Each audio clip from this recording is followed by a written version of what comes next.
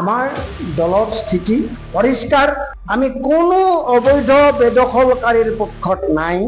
আমি প্ৰতিগৰাকী বেদখলকাৰীক দেশৰ আইন, সংবিধান আৰু বিধিগত ব্যৱস্থাৰ মাধ্যমেদি উচ্ছেদ কৰাৰ পক্ষপাতী। কিয় চিৰাজ অঞ্চলৰ জনজাতিৰ ভূমি হস্তান্তৰ কৰিছে কৰ্পৰেট গোষ্ঠীক? এফালে ট্ৰাইবেল বেল্টত উচ্ছেদ, ইফালে বনিয়াক গোটাইছে কৃষিভূমি।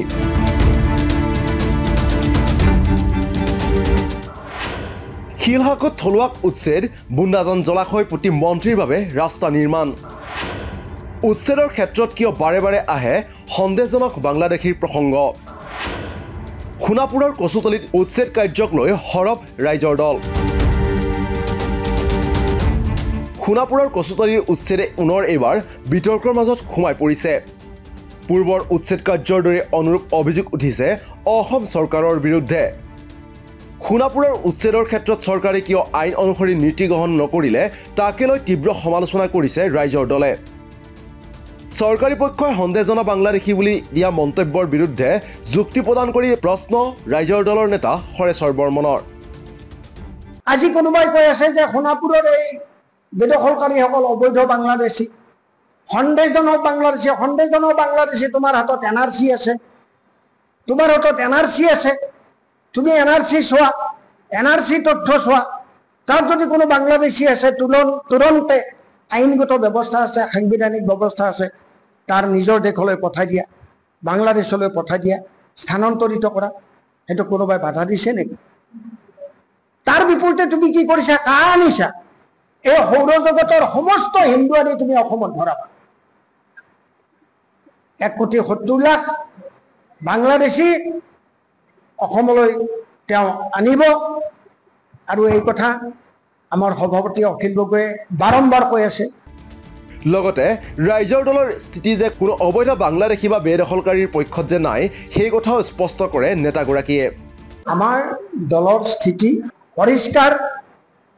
আমি কোনো অবৈধ বেদখলকাৰীৰ পক্ষত নাই। এক, আমি প্ৰতিগৰাকী বেদখলকাৰীক দেশৰ আইন, সংবিধান আৰু বিধিগত ব্যৱস্থাৰ মাধ্যমেদি উচ্ছেদ কৰাৰ পক্ষপাতী। কিন্তু পৰিকল্পিতভাৱে ৰক্তাক্ত উচ্ছেদ সংঘটিত কৰাৰ কৰ্তৃত্ব আইনে দিয়া নাই, সংবিধানে দিয়া নাই, কোনো সভ্য মানুহে দিয়া নাই। এই কথা হিমন্ত বিশ্ব শৰ্মাই জনা ভাল। আৰু আমি জানো এই কথা অসমৰ মানুহে বুজি আছে। সেইকাৰণে অসমৰ মানুহে বাৰে বাৰে কৈছে থলুৱা মানুহৰ অস্তিত্ব, including safeguard to tribal people's property, tribal land, Assam Accord, Assam চুক্তি, অসম চুক্তি কাৰ্যকৰীকৰণক কেন্দ্ৰ কৰি যিবোৰ বিশেষ বিশেষ কমিটি গঠন হৈছে, অসমীয়া মানুহৰ, থলুৱা মানুহৰ অস্তিত্বৰ কাৰণে বিপ্লৱ শৰ্মাৰ যি কমিটি, সেই প্ৰতিবেদনবিলাক কাৰ্যকৰী কৰাৰ কথা কেলে নকয়? সেই প্ৰতিবেদন কাৰ্যকৰী কৰিলেই, অসম চুক্তি কাৰ্যকৰী কৰিলেই ইয়াতে কিমান বিদেশী আছে ধৰা পৰি যায়, থলুৱা মানুহৰ ভূমিৰ সুৰক্ষা নিশ্চিত হৈ যায়। সেইটো কেলে নকয়? মন কৰিবলগীয়া যে সোণাপুৰত হোৱাৰ দৰে একেই ৰক্তাক্ত পৰিৱেশ হৈছিল ধলপুৰ উচ্ছেদ কাণ্ডত। ধলপুৰতো অনুৰূপ ধৰণেই বৰ্বৰ উচ্ছেদ চলোৱা হৈছিল। কিন্তু পৰৱৰ্তী সময়ত ধলপুৰ কাণ্ডৰ ভুক্তভোগীক চৰকাৰে ক্ষতিপূৰণ দিবলৈ বাধ্য হয়। অবৈধ যিসকল বেদখলকাৰী তেওঁলোক উচ্ছেদ হ'ব লাগিব। উচ্ছেদৰ কাৰণে সুস্পষ্ট নীতি আছে, আইন আছে। You can't violate constitution. মানুহৰ মানৱিক অধিকাৰ তুমি কাঢ়ি ল'ব নোৱাৰা। শিশুৰ মুখৰ ভাতমুঠি তুমি কাঢ়ি ল'ব নোৱাৰা।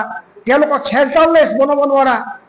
তেওঁলোকৰ বিকল্প সংস্থাপনৰ ব্যৱস্থা কৰিব লাগিব। ধলপুৰত তেওঁলোকে ৰক্তাক্ত উচ্ছেদ চলালে, তাৰপিছত তেওঁলোকে হাজাৰ হাজাৰ মানুহক আকৌ পুনৰ সংস্থাপন দিবলৈ হাজাৰ হাজাৰ বিঘা মাটি দিব লগা হয়। আনহাতে ৰাইজৰ দলৰ নেতাগৰাকীয়ে অসমৰ মুখ্যমন্ত্ৰীয়ে অসমত সামাজিক শান্তি প্ৰতিষ্ঠা কৰি সমস্যা নিৰাময় কৰিবলৈ মনেৰে নিবিচাৰে বুলি সমালোচনা কৰে। দীৰ্ঘকাল ধৰি যি সামাজিক যি সংঘাত আমাৰ জনগোষ্ঠীবিলাকৰ ভিতৰত, নিম্নমান অসমীয়া জাতিটোৰ ফালে আহি থকা জনগোষ্ঠীবিলাকৰ মাজৰ যি সংঘাত, এই সংঘাত নিৰাময় কৰি এটা সামাজিক শান্তি প্ৰতিষ্ঠা কৰি অসমীয়া জাতি গঠন প্ৰক্ৰিয়াক আগুৱাই নিয়াটো এটা চৰ্ত, এটা প্ৰাথমিক চৰ্ত। সেই চৰ্ত পূৰণ কৰিলেহে অসমৰ উন্নয়ন হ'ব পাৰে, অসমৰ প্ৰগতি হ'ব পাৰে, অসমে বিশ্বৰ বুকত নিজক প্ৰতিষ্ঠা কৰিব পাৰে। আৰু এই কথা হিমন্ত বিশ্ব শৰ্মাই নিবিচাৰে যে অসমৰ প্ৰায় 1.5 কোটি মুছলমান মানুহ অসমীয়া হৈ থাকক। তাৎপৰ্যপূৰ্ণ যে বনিয়াক অসমৰ কৃষিভূমি গতাই দিয়াৰ কিদৰে পৰিকল্পনা কৰিছে চক্ৰান্তৰে সেই কথাও উল্লেখ কৰে ৰাইজৰ দলে। Assam state capital development authority act অনুসৰি চৰকাৰে ট্ৰাইবেল বেল্ট অথৰিটি গঠন কৰিছে যদিও সেই অথৰিটিখনত নাই ৰুৰেল ডেভেলপমেণ্ট অথৰিটি। এই অথৰিটিখনৰ চেয়াৰমেনৰ দায়িত্বত আছে স্বয়ং মুখ্যমন্ত্ৰীগৰাকী। এই অথৰিটি যিদৰে গঠন কৰিছে তাৰ ফলত গাঁও পঞ্চায়তসমূহৰ ক্ষমতা বিলুপ্ত কৰি পেলাইছে চৰকাৰে। ইয়াৰে অচিলালৈ কিদৰে হিমন্ত বিশ্ব শৰ্মাৰ সমষ্টিত বেদখল চলি আছে তাকো বৰ্ণনা কৰে ৰাইজৰ দলৰ উপসভাপতি হৰেশ্বৰ বৰ্মনে। Assam state capital development authority এক্টৰ জুৰিছডিকশ্যনত লৈছে, তাতে গাঁও পঞ্চায়তবিলাকক পৰ্যন্ত নাকাম কৰি দিছে। এই আসাম ষ্টেট ডেভেলপমেণ্ট অথৰিটি এক্টত অনুসৰি তাৰ ব্যৱস্থা মতে যি ট্ৰাইবেল ডেভেলপমেণ্ট অথৰিটি এটা তেওঁলোকে বনাইছে, সেই অথৰিটিত যাৰ চেয়াৰমেন চিফ মিনিষ্টাৰ, সেই অথৰিটিত থাকিব আৰবান ডেভেলপমেণ্ট মিনিষ্ট্ৰী, কিন্তু ৰুৰেল ডেভেলপমেণ্ট মিনিষ্ট্ৰী নাই। অৰ্থাৎ কৃষিভূমিৰ সমস্ত অনাকৃষি খণ্ডলৈ মানে বহিৰাগত বনিয়ালৈ হস্তান্তৰৰ ইও অন্য এটা পদক্ষেপ। আৰু এইবিলাকৰ যোগেদি আচলতে থলুৱা মানুহ আমি আমাৰ এই গুৱাহাটীৰ সংলগ্ন মুখ্যমন্ত্ৰী, এইজন ছুপাৰ মুখ্যমন্ত্ৰী হিমন্ত বিশ্ব শৰ্মাৰ সমষ্টি জালুকবাৰী, আমিনগাঁও, তাৰপিছত গৌৰীপুৰ, চাংচাৰী, সেই অঞ্চলৰ পাহাৰ পৰ্বত বিল খাল চব বেদখল।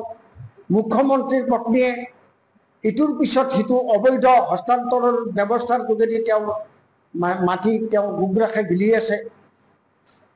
হাইকোৰ্টৰ হস্তক্ষেপ হৈছে, উচ্চ ন্যায়ালয়ে হস্তক্ষেপ কৰি তাত শিলা অঞ্চলৰ জনজাতি মানুহৰ ভূমি কৰ্পোৰেটৰ হাতলৈ হস্তান্তৰ কৰিব নালাগে কৈছিলে।